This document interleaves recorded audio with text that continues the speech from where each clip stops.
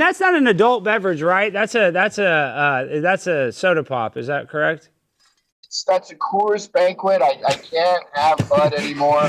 I mean, I could do Bud Heavies, but Bud Light blew it, and that's affected my driving because You're on a farm right now, right? You're not on a legal road. You're on a ranch or a farm, right? Right now for legal purposes. I'm on a CGI course practicing driving after getting my license taken away. I have to practice on these CGI. Now you got me driving through the suburbs, for crying out loud. He's a personal friend of mine and a guy I strive to be like, the one, the only, Gavin McInnes. Gavin, how are you doing? What's up, my brother, man? Yes, dude, looking good. You're in the car. And like I said, can you believe we made it to 300? I can't believe I didn't get fired when I called Nikki Haley's staffer and asked her if she was going to do OnlyFans. I thought you were at 100. You know, Alex, the beauty of your show is, and this is why I'm so proud that I discovered you, is it's different every episode. You're the least boring guy I've ever met. You get out there, you're on the street, you're with the trannies, you're with the big booty Latinas, then you're back in the studio, you've got the guests. That's the key to this business is, as the Pet Shop Boys would say, never being boring.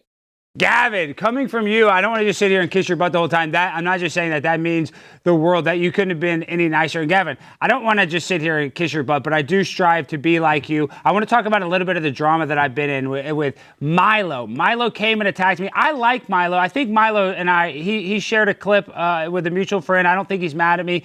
How do I kind of mend the fences with a guy like Milo, in your personal opinion, dealing with characters like that? Well, the problem with Milo is he's a saboteur, and it's fun when you're on his good side, but when you're on his bad side, it's bad fucking news. Oops, sorry. Yeah, you can cuss. You can cuss, and you're right. I would recommend just dropping it and letting time play out. You know, you can't. When there's certain people out there in this scene where when you get in the trenches with them in the shit, and they turn against you. You know, they've been collecting a hard drive of the time you farted on Christmas Eve. So I wouldn't try to mend it. I would just move on. Okay, well, I did. Well, I like that advice. Okay, now I got to ask you about your best friend. I think we lost him. Did we drop him totally, or did it just... Gavin, your best friend, Kanye West, he's gone full hoodie. I think it's hilarious, honestly. I don't even think it's that offensive because it's a black hoodie. So, I mean, if anything, it's the opposite of a white hoodie. What is your opinion on it? I don't think Ye knows that is a traditional Catholic costume. What do they call it? The chipotle or whatever? Where they wear them in white, black, blue. I think he just thinks it's a black Klansman uniform that's very tall. Because he's not the most informed guy in the world. He's just a crazy, no, not crazy. I don't like calling him crazy. Yeah. What I mean by crazy is just like eccentric, over-the-top artist who wants to push the boundaries. David Bowie said he was a Nazi. He wanted to bring back the Third Reich. He's just being weird. And the fact that everyone overreacts shows you that he's got a point. We're all way too uptight. When artists do crazy shit, we should laugh and enjoy it, not shut down bank accounts.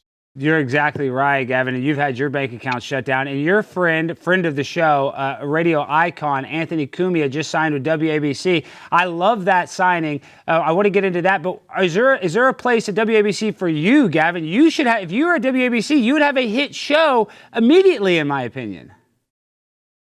Well, I've got censored.tv. No, I know you have censored, but I'm saying, I mean, I don't know. I haven't even talked to you about this, but why is WABC not knocking on your door, Gavin? That seems like a huge missed opportunity.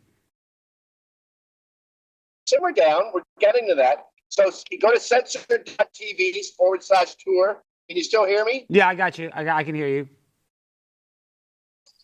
Okay.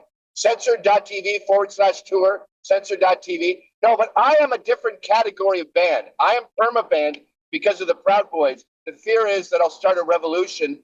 And as Jordan Peterson says, good men are incredibly dangerous. So I'm not demeaning anyone else who's been redeemed, but I am irredeemable, permanent blacklist. And I got to be honest, that's where I like to be.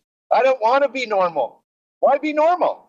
Well, Gavin, I mean, just all the work that you've done, you've always been a trailblazer. I do think that, and this is the cliche, the pendulum is swinging back, right? So I don't know why. Absolutely. Yeah, that's what I'm saying. So I don't know why somebody wouldn't take a chance on you, considering everything that you've created. And I don't want to do a butt kissing session, but the fact that Anthony has already caused controversy at WABC, but they need controversy. They need people talking about it, and it's been good controversy so far. I'm just saying it would be stupid for a company, and ABC, forget about WABC, any company. It just doesn't make sense in this new era where Snow White's universally panned. That we need to go the opposite of Snow White, and the opposite of Snow White is Gavin McInnes, in my personal opinion.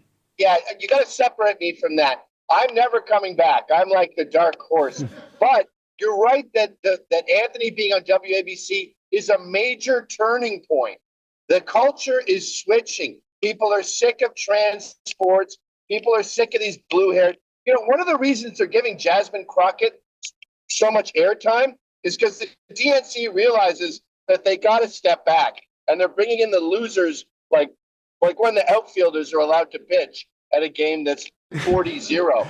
So there's definitely a massive change in the culture, and I'm not part of that, but that doesn't mean it's not a real thing, an awesome thing.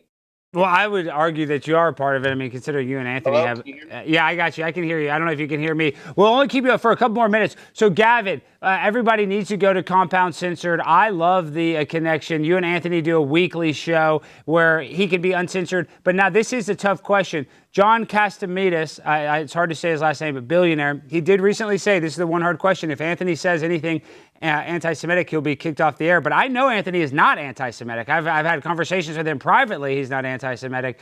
And I know you're not anti-Semitic. But are you worried that Anthony potentially could get in trouble for something like that? I'm from Montreal. I'm from upstate New York, and I'm from Williamsburg, Brooklyn. So I've been surrounded by not just Jews, but like Hasidic Jews my entire adult life. So I'm more involved in the Jew stuff than him. And I'm technically a Zionist. I'm pro-Jew, but I'm coming at it from a lot less Dunning-Kruger area than a lot of these rookies. Anthony's different. Anthony's more like a typical Southerner, a typical Long Islander. Jews aren't really on his radar. So when you interrogate him about Zionism, he's like, I don't know. Israel seems all right. What's the big deal? Like this new wave of anti-Semitism is it's so over the top passionate. It reminds me of like black power dudes who blame whites for all their problems. It's a crutch that they use. And Anthony's never been like that. And like Jews are on my radar because they've been my people since I was 18.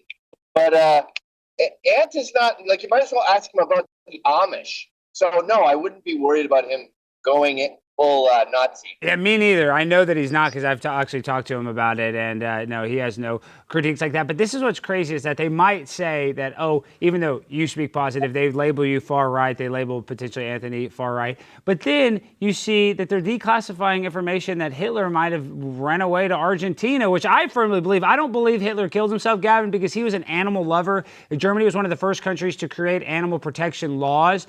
And the idea that he was with Ava Braun and blew his brains out, her brains out, and the dog, I don't believe that he would kill his dog too. That's just a one too far. I know that he did the Holocaust, but I can't imagine him killing his dog. I know that sounds crazy. But why is that not anti-Semitic to say that Argentina was harboring the world's worst dictator ever? Well, I missed my exit. I hope you're happy now. I couldn't see ways. That whole Argentina stuff, my biggest problem with all of this Hitler and Holocaust revisionism is, to be totally frank, I don't care. Like, I don't care about the Armenian genocide. I don't really care if Mao killed 50 million or 80 million. He killed 80 million. Yeah. But this obsession with this one tiny part of history, it's not my cup of tea. I think I see you guys having fun with it, with Hitler's skull being in Argentina and the skull in Russia having female DNA. I don't know. I'm so focused on like the past year in America that I tend to sleep on what could potentially be incredibly important historical events. I'm the opposite. I listen to a Holocaust documentary every night to go to bed. Okay, so Gavin. Okay, last thing, because I know. Sorry about the exit thing. Last thing. Donald Trump is getting a little criticism. Elon stepped down from Doge. Is Elon a good guy? I mean, that's the last thing in your opinion, because he does some good stuff. He does some critical stuff. I'm kind of on team Ashley St. Clair, honestly. You know, he knocked her up. I think he should pay her. But what's going on with him stepping down in your opinion, Gav? I missed another exit. Fuck. I missed my U-turn. God damn.